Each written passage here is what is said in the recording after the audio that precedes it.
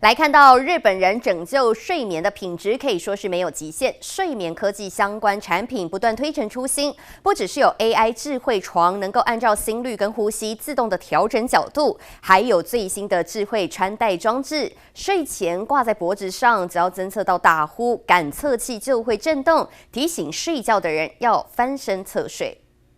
いびきしてるとやっぱ熟睡感がないのかなと思って安眠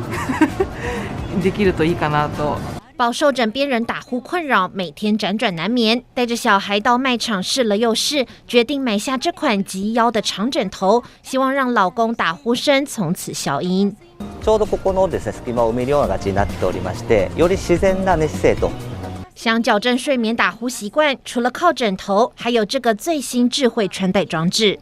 首につけて寝るだけでいびきの数を軽減してくれます。一旦侦测到打呼，挂在脖子上的感测器就会震动，提醒要侧睡翻身。假如睡觉时不习惯身上佩戴东西，也有从医疗电动床改良的 AI 智慧床，能依照当天身体状况自动调整成最适合的角度。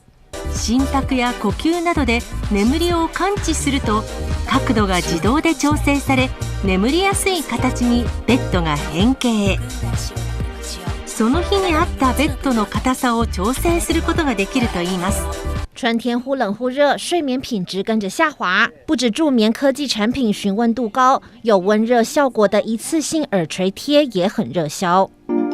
太い血管の近くに貼ることで、リラックスして眠りやすくなるということです。想一觉到天亮，营造容易入眠的环境很重要。有业者就选在安静昏暗的水族馆里开设皮拉提斯和瑜伽课程，透过伸展沉淀心情，让学员练习彻底放松，反映日本睡眠商机无限。记者王杰、黄一豪综合报道。